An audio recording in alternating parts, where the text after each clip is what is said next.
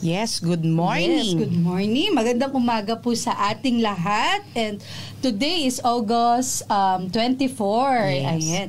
At tayo po ay may panibagong episode na naman at bagong topic. At espesyal na naman po ang makakasama natin ngayong araw na ito. Pero bago po natin simulan yan, atin pong pakinggan ang ating The Lord's Prayer sa umagang ito.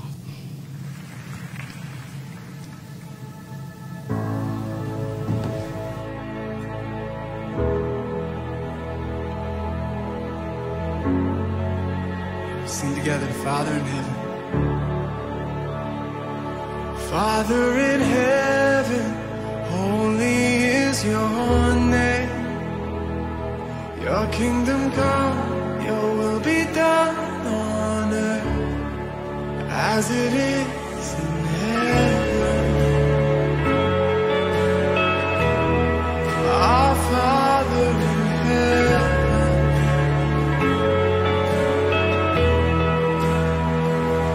lead us not into temptation, but God deliver us from the enemy. Yours is the kingdom and the power and the glory forever.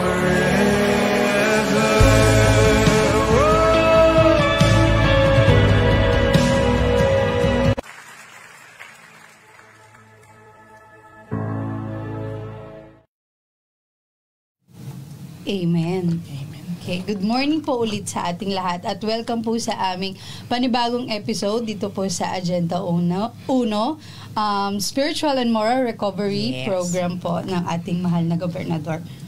And for today po, syempre panibagong topic ulit, pero connected siya yung sa last time natin, right, Ma'am Monet? Amen, amen. Ako Yes. yan. And sa mga bago po sa aming programa, ako po si Jessica Toro. Kasama ko po ang aking partner, si Ma'am Monet. Good morning. Yes, good morning po. Good morning. And, ayan, so, bago po ang lahat, aking po ipapakilala ang ating espesyal na kasama ngayong araw. Mula po siya sa CFL po ulit. Isa po siya sa bumubuo ng Catholics for Family and Life.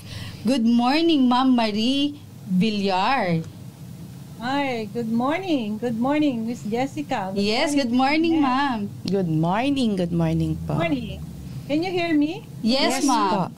Yeah, good morning, Miss Jessica. Good Yeah. morning, Miss Monet. Good morning po. Yes, it's nice to be back. Oo nga First po, time Ma'am Marie. here. The first time, I think it's with the Father Kaloy, di ba? Yes Yes. po, and with Ma'am Ophel. Phone touch pa at the time. Yeah. And Ma'am Marie, inaayos lang Wait lang yung, po, inaayos lang yung video sa mo. video. Okay, pero naririnig na po kayo. Yeah, para makita po ang So, yes po, go ahead, Ma'am Marie. Okay, then yung second time I was with Brother Chito Liban, we talked about aging gracefully. Yes. Ano, narinig niyo yun? And then this is my third time, di ba? Yes. Okay. And yun nga, at a month ago, si Brother Doc Alfie Pontejos ang kasama ninyo dito. We talked about Christian family. Yes And then po. 2 weeks ago naman, si Brother Chito Liban. Diba? Pag-usapan naman ninyo yung mga challenges ng family sa ngayon, especially yung effect ng social media Yes, sa family, yes. hindi lang sa mga anak, kundi pati sa mga magulang. Yes. Right? Yes, Ma'am Marie. So, ngayon naman, can I go ahead na ba? Yes po, Yes yes po. po. Oh, ayan. Meron na. Hello, Good Ma'am Marie. morning. Nakikita ka na po namin. Yan, nakikita ko na kayo. Miss Monet and Miss Jessica. Yes, Ma'am Marie.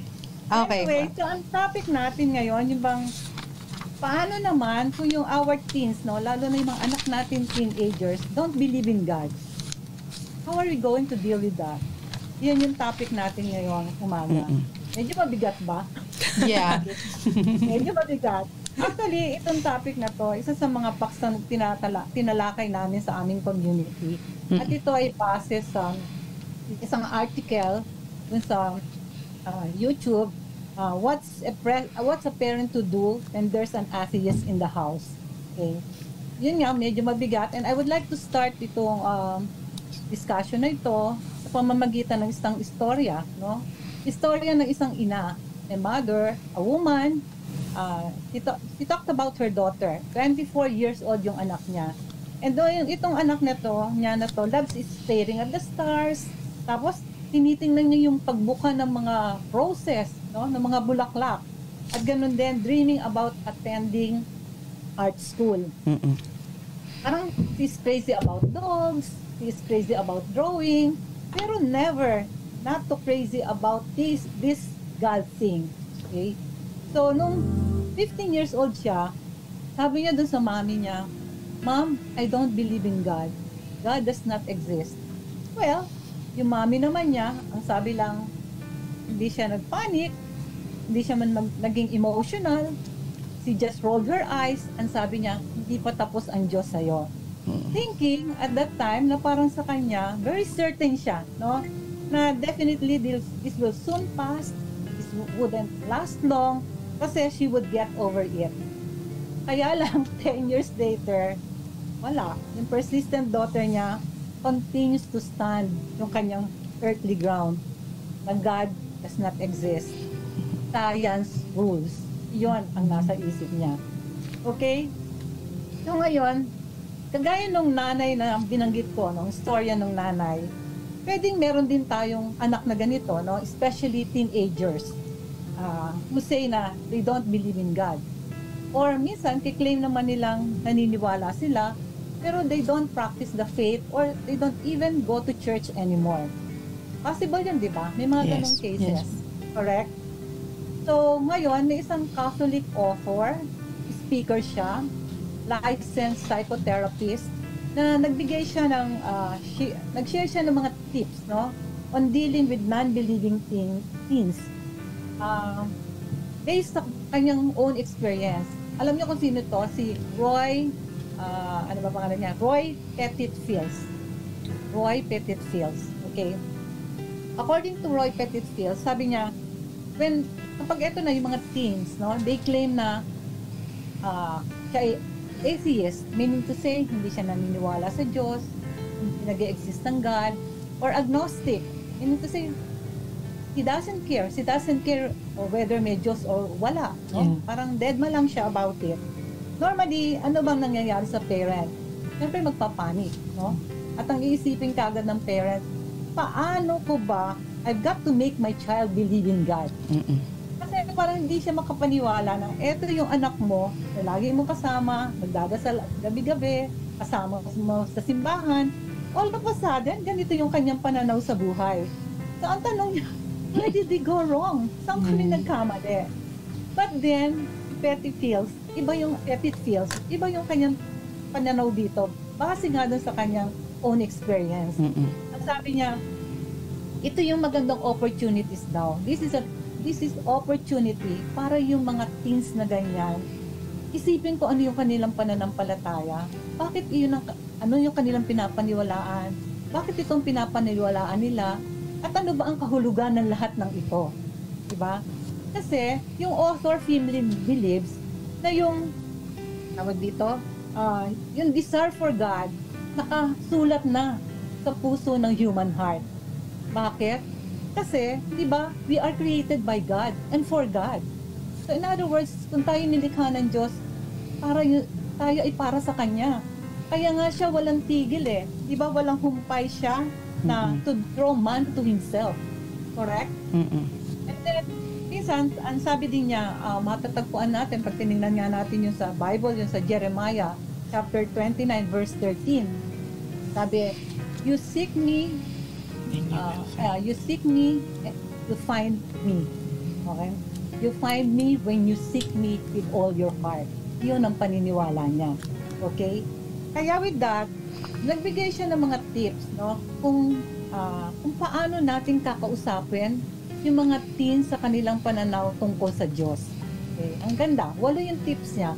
Actually, when I was reviewing this, hindi lang dun sa hindi lang yung views nila regarding sa Diyos, kundi yung mga ibang nilang pananaw sa buhay na hindi tugma sa pananaw natin, pwede natin itong magamit. Okay? Yung first tip niya, sabi niya ganito, don't panic. Diba? Kalimitan, oftentimes, no? Tayo, we are reactionary. Lalo na tayo mga nanay. Correct? May doubt pa po. May doubt. Nagkaka-doubt. Bakit tayo reactionary? Kasi takot tayo eh. Diba? Takot tayo. Ano nangyayari sa anak ko? And merong desperation sa atin. Pero ang sabi niya, it won't help kung ganito tayo maging reactive. Kasi mangyayari dyan, mag-i-stop yung dialogue, mapuputol yung communication. At instead, ang dapat daw gawin natin, maging kalma at mahinahon tayo kapag kakausap sa ating mga anak.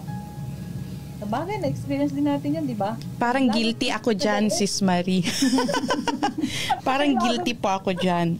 Parang lalo tayong galit na galit. Lalo naman sila nagre-rebel. Yeah. Pag malumanay ka, parang mas nagiging tame sila. So, di ba na-observe niyo yun? Tama siya talaga dito. Yung second tip niya, sabi niya, take your time. Sabi niya, pag influence ka, yung anak mo doubting, cynical, non-believing, no? It takes time. Yes. Exactly. Proseso. Hindi siya one-time event. Instant. So, it means kailangan maging patient tayo sa kanya at maging patient din tayo sa ating sarili. And then, i-allow natin yung Holy Spirit, siya yung mag-move through the process. Kasi sabi nga, yung mga anak natin kapag ganitong situation, they are coming to terms with their faith.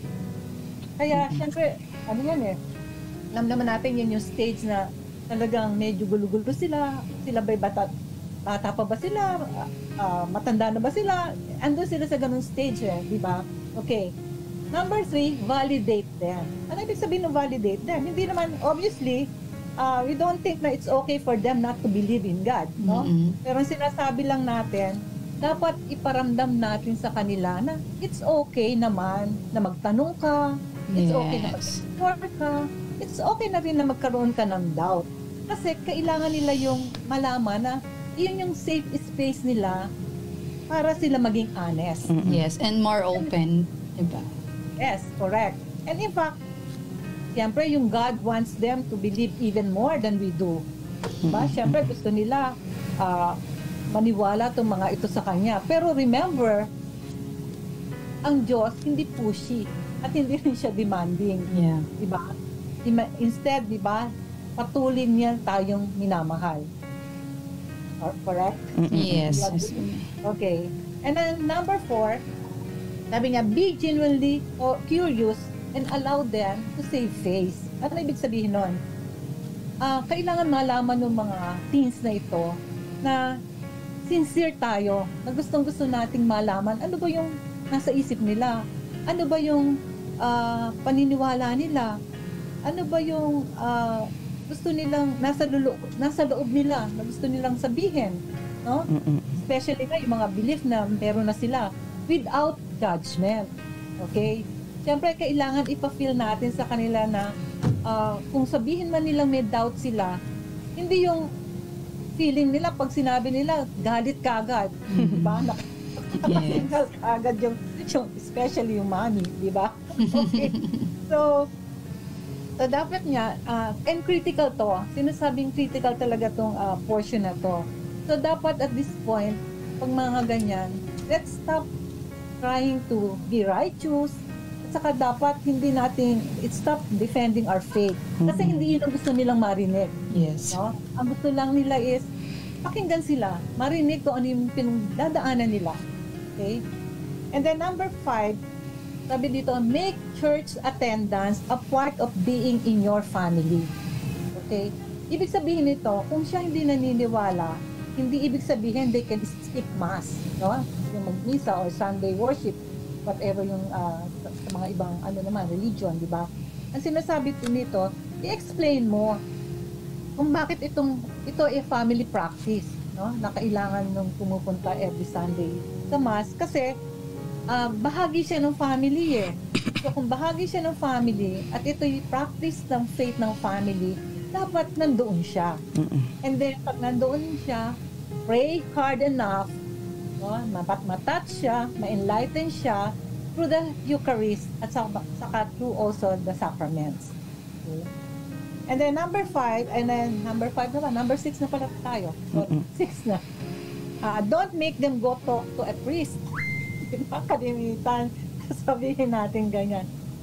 Punta ka kay Father, lalo na kung hindi naman niya kilala at wala siyang relationship nun sa pare. Kasi minsan may tendency ang magulang, sasabihin gano'n. Nakipag-appointment na kay Father, 10 o'clock na umaga, pumunta ka doon, iintayin ka. Nako, alam mo, hindi mo yan mapapapunta.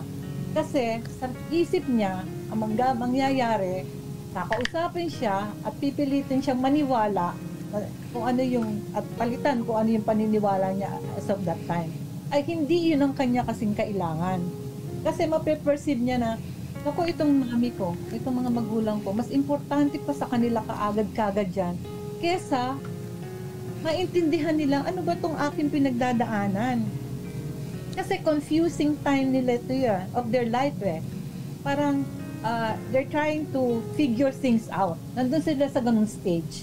Okay? Kaya, kapag ganito, nagba-backfire ito. Kasi yung mga teens, no, they will all the more hold on. Diba? To their unbelief. Why? Out of resistance to authority. Diba? Lalong nagre-rebelde. Okay? And then, next is 7, listen. Makinig. Ang sabi dito, communicating with them, nagre-reflect yun ng respect for them. Okay? Kasi parang, when we make them feel na it's okay kung ano ang, make them feel na where they are right now, no? Maparamdam sa kanila, it's okay. Andyan ka ngayon sa ganyang sitwasyon. No? At kapag tayo yung open, okay, mag-i-increase yung ability natin para ma-influence siya. Okay? Ang ganda nun, di ba? At normally, kapag nag-resist, alam niyo kung bakit? Dalawang bagay.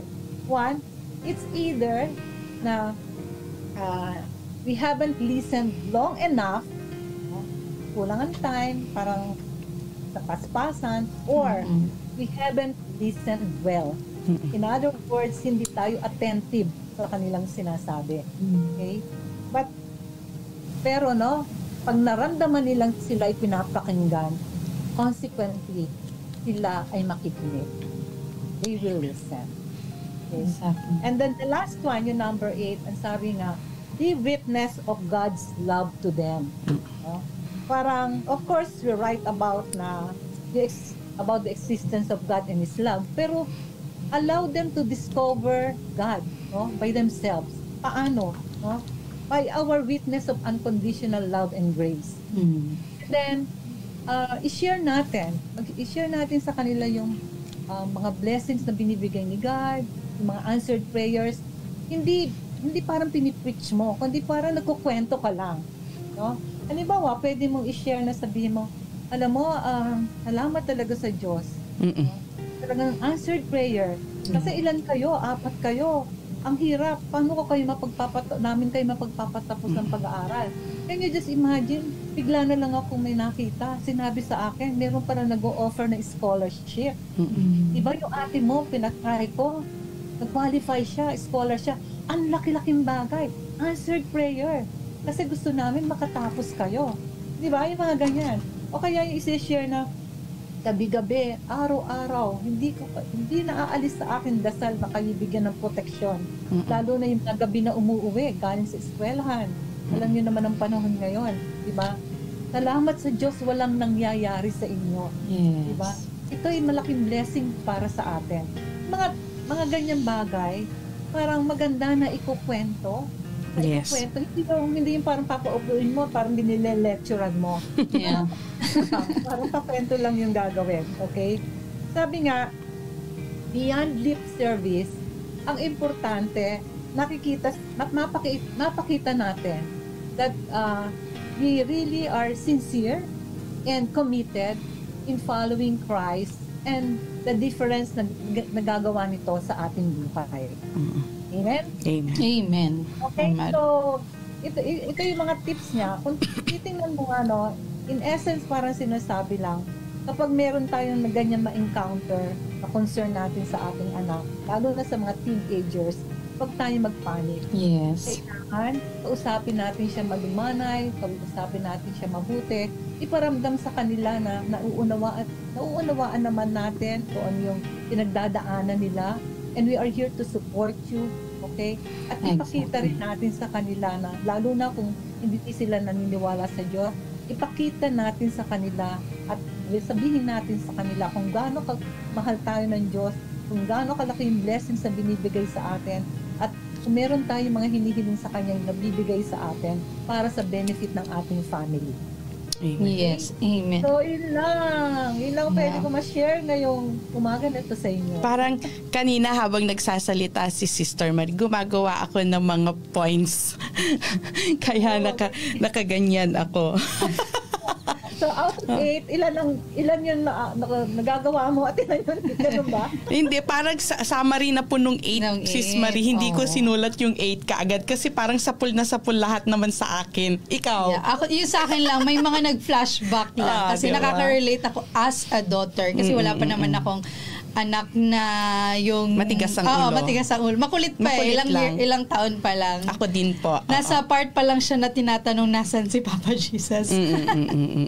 Yeah. Yung sa akin lang, yung mga nag-flashback lang sa akin, yung mga teenager days yung parang ako noong teen. Yes. Parang ang nag-flashback sa akin is ngayon kasi mother na mga parents na kami, pero ang pagdating kasi sa ganyan, totoo yun, especially kasi for me kasi Sister Maria, magte-testimony ako kasi ay isang anak ng OFW parents. Both of my parents kasi working abroad noong mga from 5 years old. Umalis na sila sa piling ko, 'di ba? 5 years old pa lang ako. Bumalik na sila 38 years old na po ako, may asawa na, may anak na. Nung bumalik siya at sa age ko na 38 years old. And totoo po 'yon na without the guidance of the Lord, kasi nung mga time na nasa ibang bansa sila, syempre doon sila nakakilala ng church, nakakuha sila ng church. Sa Saudi kasi po, 'di ba? Parang siya, alam mo 'yon?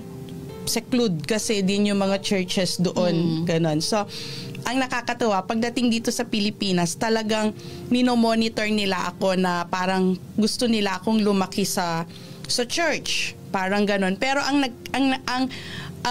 kasi Sis Marie, ang sa akin kasi is, paano ako lalaki sa church? Una sa lahat, sobrang independent ko.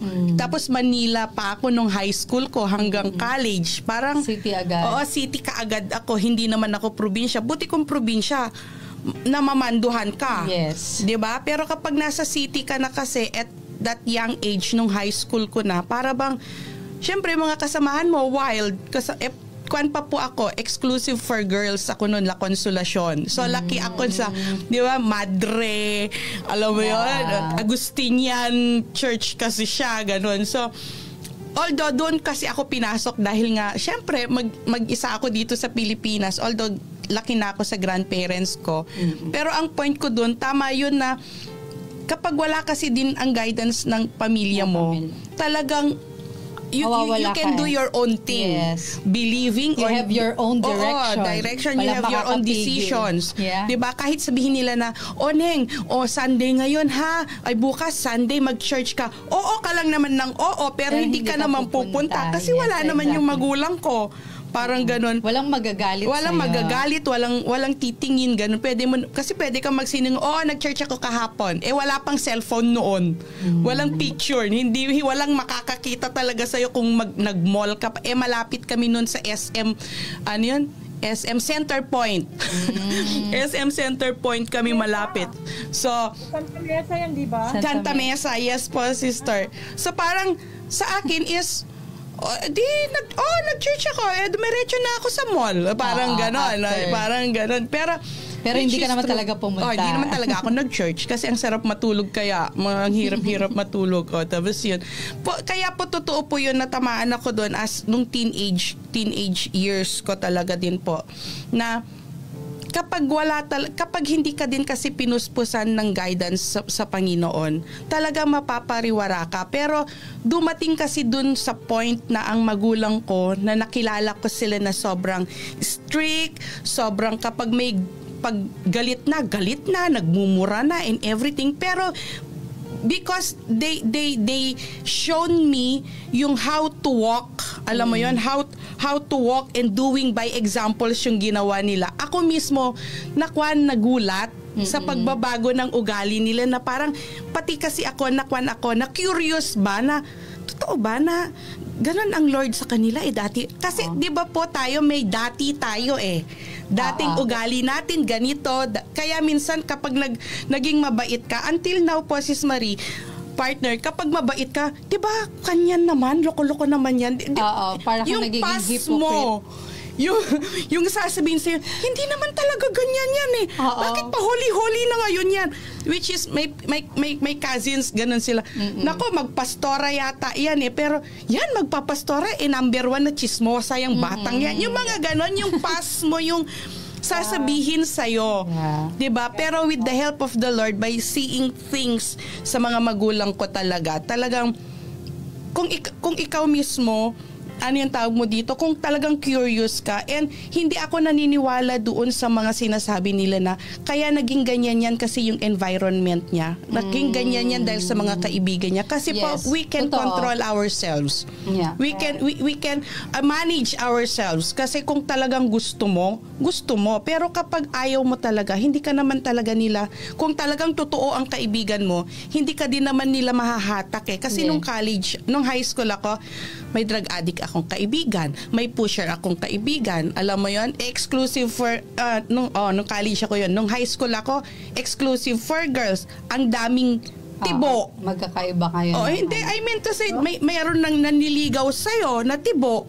Yung mga ganon, hindi mo you cannot, pero kapag alam mo, kaya mong kontrolin ang sarili mo, kaya mo ang sarili mo, hindi kanila mahihila, hindi kanila mai-influence, diba? Yun for me, hindi ako naniniwala doon sa kasi barkada niyan ganyan, kasi ganyan. Which hindi, kasi ako lahat kaya kong pakisamahan, pero hindi mo kaya akong ma-influensyan kung alam ko naman na mali.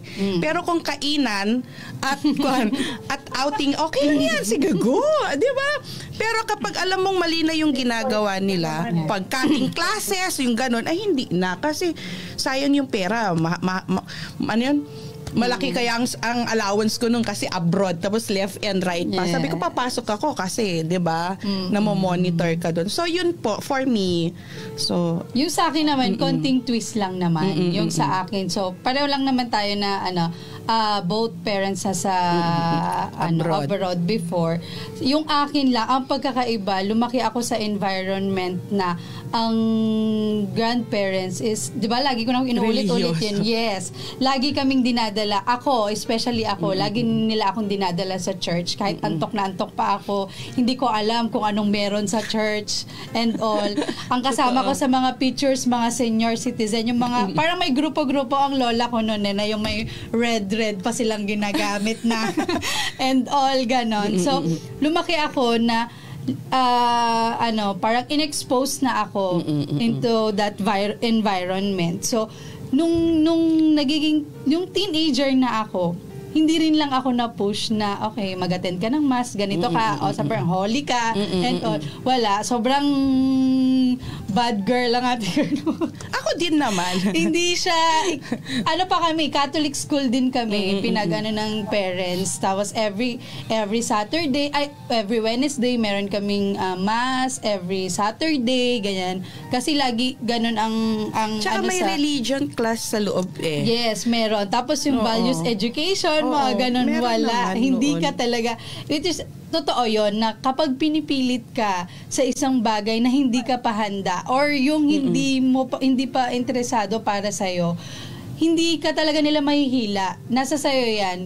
Kung kailan mo i-start ba na kailan ka maniniwala. Kasi at that point kasi, pag teenager ka, nako-question pa yung faith mo eh. 'Di ba? Like ang dami mo pang tinatanong, di ka maniniwala kasi ang dami pang nangyayari sa buhay mo. Like ang dami mong na-face din na temptation. Correct. Andun ka sa part na curious ka. Nag-enjoy ka kasi. So hindi ka pero natutuwa naman ako na ang lola ko noon, pero ang lola ko grabe parang hindi ka pupunta, hindi ka papasok, ganon, yung talaga. Pero hindi kami as in pinush na kailangan mo ganito, ganyan. Parang naghintay rin sila na kung paano ka din or kung kailan ka rin magiging ready. Pero they always bring us to church naman na parang okay lang, family day, Sunday is family day, kahit hindi kayo pumunta.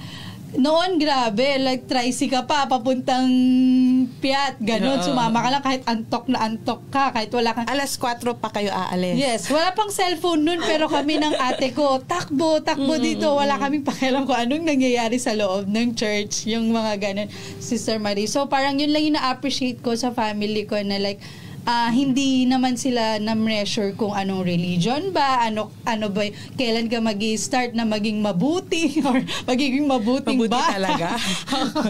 Kasi parang hanggang ngayon hindi pa rin. So parang siguro yun yung maiaano ko dun sa anak ko, Sister Marie, kasi 5 years old pa lang naman si Kali. So yun yung mga bagay na nakikita kong i-share siguro sa kanya kasi i-adapt niya. Yeah. Kasi hindi naman tayo yung sa push kasi talaga hindi mo may workout kasi ganun yung nangyari sa akin na kahit bata pala ako, church girl ka na, ganon. Hindi rin. Iba yung time nila eh. Na ganun. So, yun lang yung twist nung sa akin na akala mo pero ang common denominator, lumaki tayo kasi sa... Yeah. Hindi ko po alam kasi ngayon, Sister Marino, kung ano na yung mga bata. Kasi... yun nga. Masyado na silang, sabi nga, dami na kasi exposed na sila to many things. Yes. Lalo Gen Z. Diba? Kaya parang mas lalo silang gusto nila mag-try out of different things. Yes. Parang, yan, diba? Ang bottom line lang naman, ang parang sinasabi naman dito, based nga doon sa experience ng author, is there should really be that, kumbaga, ma-encourage mo magkaroon ng open communication. Maging open sa iyong anak. Maging open. And paano ba magiging open? Kasi pag, halimbawa, nagsasabi sa'yo, kagad galit ka. Mag-open up. Siyempre, hindi, di ba? Pero kung halimbawa ang approach mo sa kanilang, bakit? Ano bang nasa isip mo? O ano bang struggle mo? Ano ba yung kailangan mo? Ano bang support ang kailangan mo? Yeah. Pag ganyan, parang nararamdaman nilang pinapakinggan sila at Totoo. Inilalagay mo yung sarili mo sa kanilang, their shoes, no? Yeah. Empathize. Pag ganon, mas, yun nga sabi kanina, mas nag-i-increase yung ability na magkaroon ka ng influence sa kanya. Ganon. So, yun yung, actually, yun talagang very clear na nakuha din natin dito. Yes. At saka, yun talaga yung kailangang i-apply ngayon sa generation ngayon. Kasi before sa atin, puro nauna galit. Pero ngayon, kapag nauna ang galit mo, hindi na sila mag-open up. Kasi sa side natin nun, like, parang pag nagalit ka, sige, makikinig ka pa. Pero ngayon, pag nagalit ka, mas lalong hindi na sila nag-o-open sa'yo. Like, pupunta na lang sila sa friends or, diba? Tayo kasi noon, nakakatakot ang palo eh. Yes. Tsaka kurot sa singit eh. Yeah. Oo. Lalo na lola. Sa inyo, noong araw, kapag ikaw nadapa, gagalit. Yes, Sister Marie. Yes. At walang magsasalita. Kahit Yeah, sasabihin, kasi sabi ko sa inyo, matulog kayo ng tanghali, lumabas kayo, naglaro kayo, yan na pala nyo. Totoo. At bawal kang sumagot. Yes. As in, kapag anong sinabi nila, kasi tatampukin nila yung... Ako noon, kapag magsasalita ako noon, syempre, laki ako na... Nandito ang grandparents ko, laki ako ng Manila. Pag umuwi ako, at kasi matigas po ang ulo ko pag umuwi na ako, syempre, parang malilinian, something. Ganyan. Tampok na bunganga ako ang ginagawa ng lolo at lola. Sabi ko, ay, patakot ka eh. May takot ka kasi noon. Ngayon kasi para bang kapag nakita ko yun sa ibang mga pinsan ko na habang pinapagalitan sila, nag-walk out sila. Ang layo na nila. Kaya sabi ko, mamaya po, pag umuwi, huwag niyong patulugin sa bahay niyo. Ginaganyan. Patulugin niyo sa labas. Dati-rati, ganyan kayo sa amin. Bakit ngayon kayo ang nag-amen? Yung alam mo yun? Sabi ko, wala na. Iba na kasi ngayon eh. Kahit nga sa mga bata, di ba? Pag dati, pag pinagsasabihan mo, di ba, tahimik na ngayon. Nag-reason out. Yes. Hindi na uubusan. Oo, totoo yun ngayong panahon na Ako, to. Siya. Siya daw po. Ako, feeling Gen Z. Parang ako din naman, matigas ang ulo ko. Rin talaga eh. Minsan nahihila ka, diba? Oo, totoo. Ako din naman Akala ko ba hindi ka nai-impluwensyahan? Hindi, I mean to say minsan, kaya lang, pero may pa-sorry. At least ngayon, oo. Kahit nagkuhan ka, ay, sorry. Ganyan ako. Kasi, alam mo yun, totoo lang, lahat ng mga bata ngayon talakag. Alam mo yun, talakag. Yung kwan, ano bang talakag sa kwan? Tamad.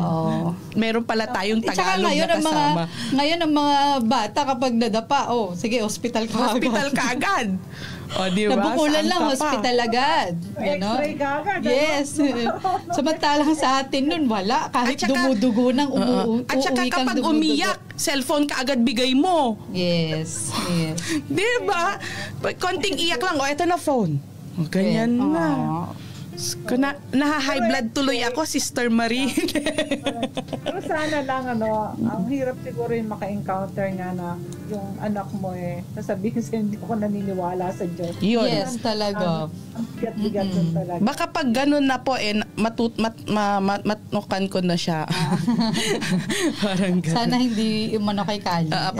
Parang kwan, I thank God kasi hindi naman sa akin personally, kasi 18 years old na yung anak ko, pero ang kagandahan, kasi special child po kasi yung anak ko, Sister Marie, kwan siya, autism, pero mild lang siya, pero at least siya kasi is by example so kapag ginawa mo, parang ginagaya ka niya kaya mas mahirap sa akin mas mahirap sa akin kasi ginagaya talaga niya. Kaya kapag sinabi ko na okay, this is your time, you're scheduled to pray, sabi niya parang nakita niya, kahapon hindi ikaw ang nag-pray parang ako yung nag-pray, mami ganun siya. So parang ikaw na yata ngayon, mami bakit ako? Yung ganun siya. So may schedule kasi siya, so binibilang niya. So kapag alam niya na siya, sabi niya parang mali kasi ang usapan, di ba, special child yun, meron siyang lumalabas na blessing siya sa'yo kasi itubayad ka dahil sa kanya. Natuto akong maging mapasensya, natuto ako sa iba't ibang klase ng tao kasi siya mismo parang 10 anak na po siya. So, yun, I thank God for that. Kasi kapag hindi ka nagpe-pray, for example, kakain, sasabihin niya, hindi ka pa nagpe-pray. Ganon siya. Parang pinapaalala niya na, and which is good na parang at least may natutunan siya sa'yo at alam mong naging maayos na din yung pagtrato mo, kasi ang parents ko ganun din sa kanya na Vincent, you pray. Ganun siya kapag nasa to siya, you pray, tapos ituturo niya yung pamangkin minsan sige, sabay na sila. Ganon. Si Marcus, sasabi. Tapos kaya lang si Vincent medyo mahaba-haba ang prayer niya kasi lahat ng mga auntie niya, uncle niya, lahat sasabihin niya. Kaya yung aso. Opo, may Benji kami na husky, di ba? Pati yun, pinagpe-pray niya. Kaya sabi ni Marcos, bakit ang haba, Mama Net, ang prayer ni Vin? Ganun siya. Kaya nakakatuwa. Pero at least, I thank God for that na ngayon, sana lahat yung mga magulang never lose hope. Yes. 'Di ba? Sabi ng gano'n naman ng Lord, by faith naman talaga 'yan. Hindi in God's perfect time nga. Totoo. Diba? Hindi man sa oras na gusto mo. Diba? Pero in God's perfect time. Exactly. Basta wag ka lang, alam mo yun, for me as experience ko, wag ka lang wag ka lang mawala doon sa focus mo na yung taong yun pinagpe-pray mo, and which is true. 'Di ba? Prayer moves mountains. Talagang kahit na anong gawin mo, minsan kahit 10 years na umabot yan, 20 years, at least at the end of the day, victorious ka pa rin doon sa prayer mo kasi mangyayari at mangyayari. Sabi naman ng Lord, lahat naman mangyayari kapag right motives ka and right timing ka. God says yes, for me. So, sa akin kasi ang challenge ko ngayon Yes, Ma'am Marie?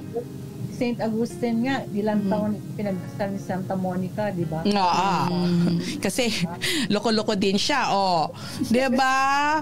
Lahat naman ng disciples po, di ba, ni Jesus, hindi naman din siya, pero at depende talaga sa role model, sa pagiging role model mo. Kasi si Jesus at that time nung 'di ba nanonood tayo ng about Jesus, never niyang kinu-question yung past. Sumama ka sa akin, maging fisherman ka sa mga tao, pero never niyang kinu-question na ikaw ay ganito. At kahit si Judah, 'di ba? Alam niya na magbe-betray siya, pero never niyang sinabi yun sa kanya na ibe-betray mo ako, na ito ang gagawin mo, na ganyan. Never. Talagang pati si Judah, minentor niya to be good. Kaya, kaya nga po, kaya tayo, as children of God, yun yung maganda dun yung siguro naging kwan na din po natin yun, no? Nakuha natin na isang attitude ni Jesus na umaabot tayo sa point na sige na nga, bahala na nga kayo. Alam mo yon, yung pagpa-pray na lang kita. Para pag galit ka na, pagpa-pray na lang kita. Minsan nililay hands mo. Mga ganon. So, di ba? May mga galit ka, gaganon ka. Oo, lilay hands mo na ng ganyan. Diyos ko, Lord, ang galit na ako. Minsan ganyan ako, galit na ako dito sa taong to, Lord. Parang awa mo na, Lord. Di ba? Parang awa mo na. Mga ganon. Pero talaga, huwag tayong mawala doon sa sirkulasyon na prayer really moves mountain. And at the same time, prayer is a free gift from God. Yun yung way natin to communicate to the Lord. Yun free yun. Hindi mo kailangan ng load, hindi mo kailangan ng oras, hindi mo kailangan ng araw kung kailan. But anytime, anywhere, we can communicate to God. Especially at times na sobrang wakwan ka na, hinang-hina ka na sa buhay mo. Kasi every one of us, hindi, sa lahat ng nanonood, hindi ka lang po kayo nag-iisa na nakaranas ng paghihirap sa buhay. Kami din po nakakaranas until now. But with the grace of the Lord, with the blessings of the Lord, ginigising pa rin po niya tayo every single morning para sabihin niya that you have hope, we have Him, and we are His creator. Anak niya tayo, and I'm so proud of it. Kaya kapag at times na sobrang down na ako, sinasabi ko, Lord, I'm a child of God. I am your daughter. And I am a princess because you are a king. So, kahit minsan, Diyos ko, ang galing-galing kong magsalita ng ganun. Pero alam mo yung deep inside, galit na galit ka na. May ganun Kasi diba? Hindi naman tayo perfect, diba? Exactly. Tao every lang day tayo. natin din wino-work out yung mga bagay na ganun. Amen ako dyan. Kasi baka isipin nila, banal tayo masyado dito. Ay, hindi po. We make mistakes po. Yes. Sometimes pag galit ka na, may mga nasasabi ka rin. Any final words po for today's episode po, Sister Marie? Parang kulang na oras natin. Yes. At least mahaba-haba ngayon, hindi siya na-cut. Yes, Ma'am Marie. Before lang, ano lang ako dun sa sinabi ni Sister Monet. Sabi niya, I'm a child of God. I remember when I retired from corporate world, sabi ko, sino na ako? Meaning, kasi kahit paano, dati manager ka. Yes. Paano na ako? And then, sabi ko lang, when I was praying, sabi ni God, you are my child. So, ano nang new title ko? I'm a child of God. Yeah. Na-relate ko lang doon. Anyway, ang last word ko lang, whether, kasi yung topic natin is how are we going to deal, no? Kung just in case may mga teenagers na tayo na hindi naniniwala sa Diyos, diba? Or tingin nila hindi nag-exist ang Diyos. And for that matter, kahit na halimbawa hindi yun ang problema, mga ibang paniniwala na talagang malayo sa tamang gawin. Yes. So parang, ito lang, uulit-ulitin ko lang na ang laging sinasabi, the way to deal with this is, una, kailangan talaga maging maging mahinahon, maging payapas, pakikipag-usap, iparamdam natin na we care about them. Yes. At you're trying to understand ano pinanggagalingan ng kanilang mga paniniwala sa buhay, trying to find time also and listen to them intently. And then, especially kung mga hindi naniniwala, yung sinabi ni Sister Monet, be a role model, hindi lip service. Kasi pag nakikita nga, dahil sabi ko nga yung last part na nakikita na ikaw ay tapat at talagang committed ka na sundin kung ano yung pagiging isang Kristiyano, di ba? At pinapakita mo yung difference na nagagawa nito sa buhay mo. Yes. Definitely, hindi magdadalawang isip yan. Babalik yan at maniniwala siya maniniwala sa existence ng Panginoon. Yun lang, my dear sisters at to your viewers, maraming salamat sa opportunity na ito. Ay binigay niyo ulit para makapagbahagi kami, para somehow makatulong, para mapaayos natin ang ating pamilya. Maraming salamat. Thank you, Ma'am Marie, kasi di ba, hindi supposed to be iba yung speaker, pero andyan si Ma'am Marie to take over. May purpose. Yes, sobrang mahal na mahal tayo ng CFL family. Yes. Happy anniversary, malapit ang anniversary nila. September 10. Yes po, September 10. May makapunta from your ha? Yes, Marie, ongoing na po. Waiting na lang sa approval. Oo. And hoping na maka-join din kami soon na kung kayo ang makapunta dito, Ma'am Marie, ulit. Kasi nakakamiss. Last time, di ba, yung first time kong nakasama ang CFL and malapit talaga ang puso ko kay Ma'am Marie. Yes. Dahil kay Ma'am Ophel. And thank you kay Ma'am Ophel. Ma'am Marie? Yes. Oo, yun nga po. Sabi ko, sana makabalik na din kami dyan. Kaya lang, oo nga. Period. Okay, anyway, thank you. Maraming salamat. Yes. God bless. Okay, Ma'am Marie. Thank you everyone sa lahat po ng nakikinig sa aming programa. And sana po patuloy po ninyong suportahan ng Agenda Uno. Muli po ako si Jessica Turon ng HR Department at ng aking partner. Ako po ay si Monet Manawis Tagueg po. Kasama po namin si Sister Marie Villar ng CFL. Yeah. Yes. Thank you so much everyone for good viewing. Morning again good sa inyong lahat. So, So maraming salamat po sa lahat po ng ating tagapakinig sa oras na ito. Thank you. Bye po.